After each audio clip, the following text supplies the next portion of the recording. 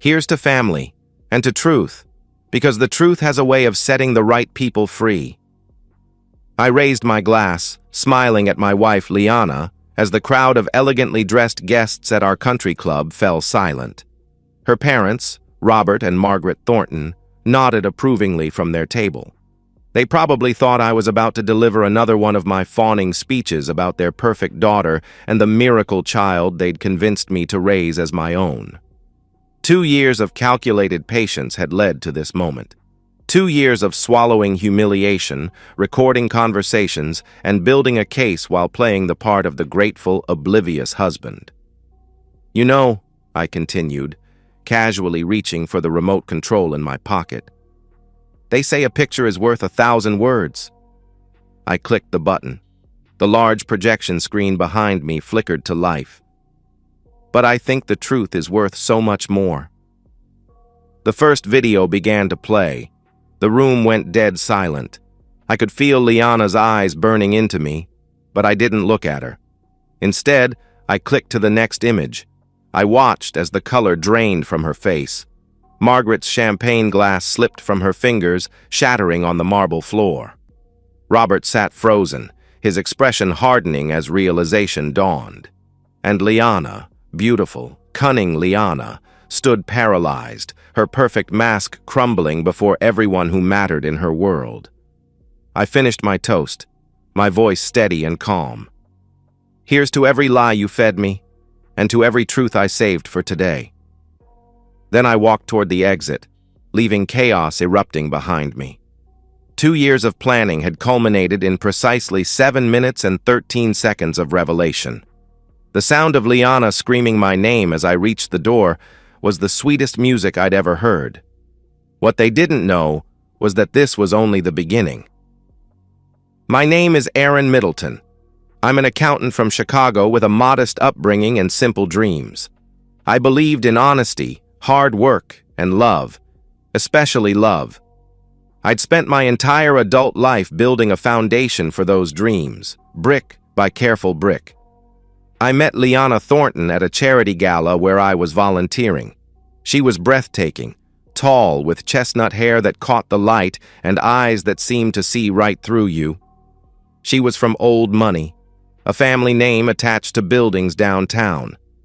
I was the son of a factory worker who'd put himself through school. When she gave me her number that night, I couldn't believe my luck. When she agreed to marry me 2 years later, I thought I'd won the lottery of life. You balance me, she would say, stroking my face as we lay in bed. In a world of fakery and pretense, you're the only real thing. I cherished those words. I cherished her. I worked late nights to provide the lifestyle she was accustomed to. When her family looked down their noses at me during Christmas dinners, I smiled through it. When they made snide comments about my modest achievements, I nodded politely. Love makes fools of us all, but some fools get a rude awakening. For 3 years, we tried to have a child. Doctor's visits, fertility treatments, special diets, we did it all. I held Liana through countless nights of tears, assuring her that we would find a way, that our love was enough. Then came my diagnosis. The specialist was kind but direct. My condition meant I couldn't father children. Ever. I remember sitting in the car afterward, staring at the clinic's entrance, trying to find the words to tell Liana that I couldn't give her the one thing she wanted most. I waited weeks, researching other options, adoption agencies, anything to soften the blow. Then one evening she burst through our front door beaming. "I'm pregnant!" she cried, waving a test stick. I stood there, frozen. The impossible had happened. Or so I thought. "Liana," I said carefully, "there's something I need to tell you. I've been to a specialist. I can't have children. It's a condition I was born with." The change in her face was instantaneous. Her eyes narrowed, her smile hardened. "So now you're calling me a whore? Grow up, Aaron. Maybe you're just too stressed to perform right. Ever think of that?" She stormed off, slamming our bedroom door. Later that night, she came to me with tears and apologies, blaming hormones and the shock of my accusation. "It must be a miracle," she whispered. "Don't you believe in miracles, Aaron?" I wanted to. God knows I wanted to. But miracles don't smirk when they think you're not looking. The dinner at her parents' mansion should have been a celebration. Liana was 5 months pregnant, glowing in an expensive maternity dress. I was playing my part, the proud, if slightly bewildered, father-to-be. Then Robert clinked his crystal glass with a silver spoon. "A toast," he announced, his gaze sliding over to me. "To Aaron, who clearly doesn't know as much about biology as he thinks." Nervous laughter rippled around the table.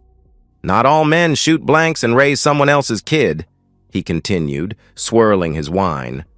"You're a rare breed, son." Margaret touched her perfectly coiffed hair and smiled thinly.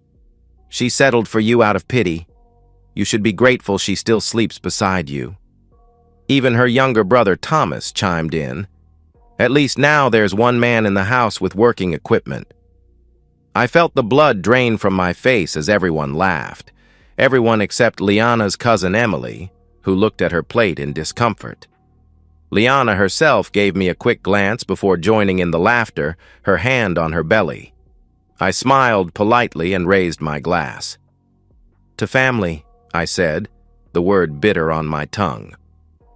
That night, as Liana slept soundly beside me, I stared at the ceiling, replaying the dinner in my mind.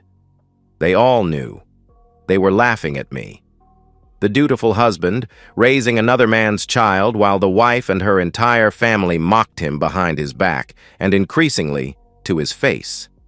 Something inside me shifted that night, not with a crack or a bang, but with a quiet slide, like a glacier calving off a mountainside, silent but irrevocable. I got out of bed and went to my home office. I opened my laptop and ordered my first hidden camera. Over the next months, I became a different man. On the surface, I remained attentive, excited about the baby, the perfect husband. But beneath that mask, I was meticulously documenting every betrayal. The discreet audio recorders I planted around our house caught Liana on the phone with friends, laughing about how she'd trapped me. "He's completely clueless," she told her friend Cassandra 3 weeks before the birth. "Richard is freaking out a little, but I told him as long as Aaron thinks it's his, we're fine." Richard, her boss, the married father of 2 who had spoken at our wedding about the sanctity of marriage. I hired a private investigator who photographed their lunchtime rendezvous at a hotel downtown. I recovered deleted texts from our cloud backup. Richard. What if he figures it out? Liana. Aaron? He's like a rescue dog, grateful for scraps and too dumb to bark. When our daughter Emma was born, I played my part. I cut the cord. I cried appropriate tears. I posted proud father pictures on social media. And the day after we brought her home, while Liana napped, I swabbed the inside of Emma's cheek and sent the DNA sample to a lab along with my own. The results came back a week later. 0% probability of paternity. I filed the report away with my growing collection of evidence. I was no longer acting on emotion. I was building a case, piece by methodical piece. For 2 years, I documented everything. The affair continued, though less frequently. Her parents' tax fraud came to light during a Sunday dinner when Robert drunkenly boasted about how he'd outsmarted those IRS bastards again. I recorded Liana's misconduct at work. She'd been funneling clients to Richard in exchange for favorable treatment, breaking company policy and possibly the law. All the while, I doted on Emma. Despite everything, I loved that little girl who smiled my smile back at me. She wasn't mine by blood, but for 2 years, she was mine in every way that mattered. That made what I had to do even harder. But sometimes, the only way to heal is to cut out the infection completely. The breaking point came on my birthday. Liana had forgotten, of course. I came home to find her on the phone with Richard, giggling about weekend plans while Emma played at her feet. "I'll tell Aaron I have a conference," she was saying. "He never checks. God, I need this weekend. Playing house with him is exhausting." I stood in the doorway, briefcase in hand, watching my wife plan her infidelity while my daughter, not my daughter, stacked blocks on our living room floor. In that moment, clarity washed over me. This would never change. The disrespect, the betrayal, the mockery, it would continue as long as I allowed it. I was enabling my own humiliation. That night, I began to plan my endgame. Timing was crucial. I needed maximum impact with witnesses who mattered to Liana. Her social standing was everything to her. Her reputation at work, her status among friends, her position in her family, these were the pillars of her identity. I would remove them all at once. Emma's second birthday provided the perfect opportunity. Liana had been planning an extravagant party at the country club for months. Everyone would be there. Her parents, her brother, colleagues from her firm including Richard, friends from their social circle. I volunteered to handle the audio-visual setup for the celebration, insisting that I wanted to create a special slideshow of Emma's first 2 years. Liana was delighted by my initiative. "Finally showing some backbone," she said, patting my cheek condescendingly. If she only knew. I spent weeks editing my recordings, selecting the most damning clips, the most explicit text messages, the clearest evidence of the affair, the fraud, the mockery. I prepared documents, the paternity test, financial records showing Liana's parents' tax evasion, evidence of workplace misconduct. I consulted with lawyers about my rights and options. I filed for divorce quietly, timing the papers to be served immediately after the party. I liquidated our joint accounts and secured my personal assets. I documented the affair thoroughly for the divorce proceedings. Most painfully, I began the process of removing myself legally from Emma's life. She wasn't my blood, and Liana had made it clear through her actions that she'd never truly been mine to raise. The kindest thing I could do was make a clean break before she was old enough to remember me. The night before the party, I sat in Emma's room watching her sleep, memorizing the curve of her cheek, the way her eyelashes fanned across her skin. I whispered an apology she would never remember and a goodbye she would never understand. Then I steeled myself for what would come next. The country club ballroom was decorated in pink and gold, with floating balloons and a 3-tier cake that probably cost more than my first car. Liana wore a designer dress and worked the room like the socialite she was, accepting compliments on Emma's behalf. Her parents held court near the bar, Robert loudly discussing his latest business acquisition, while Margaret critiqued the catering staff. Richard had brought his wife and children, keeping a respectful distance from Liana while sneaking glances when he thought no one was looking. I moved through the crowd, shaking hands, accepting backslaps from men who had mocked me behind my back, air kisses from women who had tittered at Liana's stories about her fool of a husband. When it came time for the toasts, Liana looked surprised when I approached the microphone. I wasn't known for public speaking, especially at her events. "I'd like to say a few words," I announced, my voice steady despite the adrenaline coursing through me. The room quieted. Liana gave me an uncertain smile. 2 years ago, my life changed forever," I began.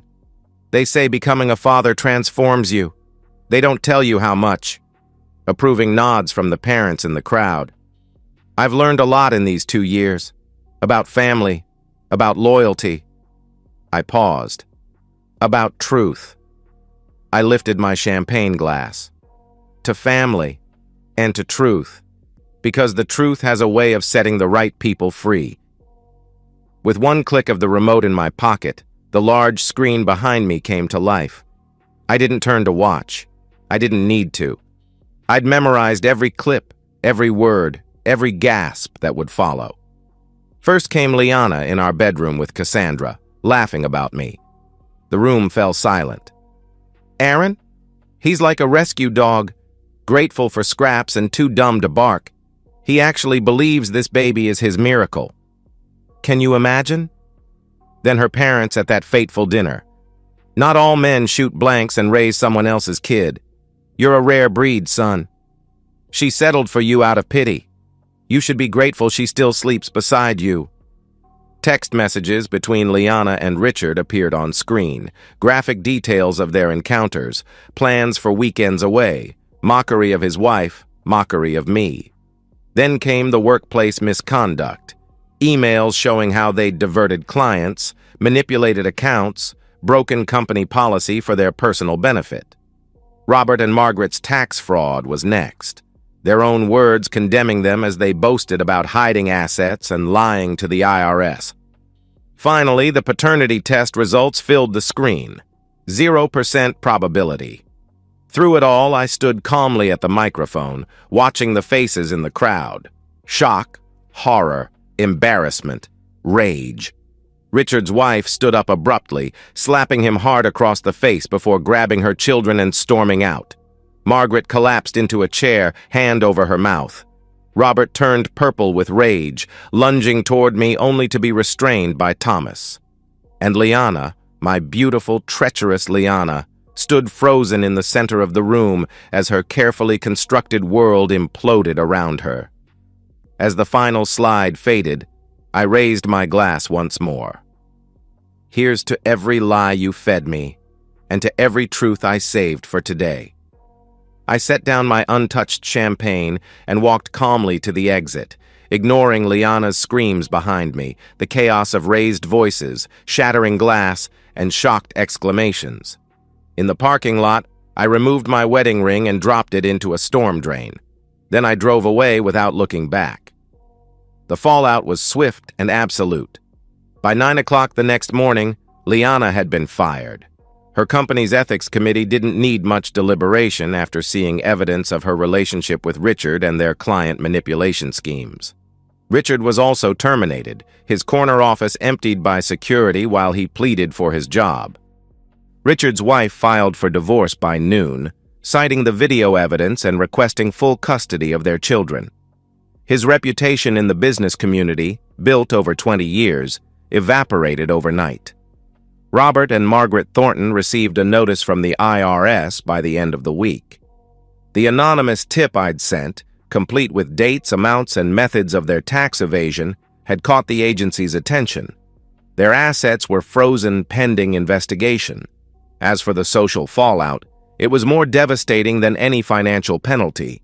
The Thorntons were blacklisted from the very clubs and circles they'd once dominated.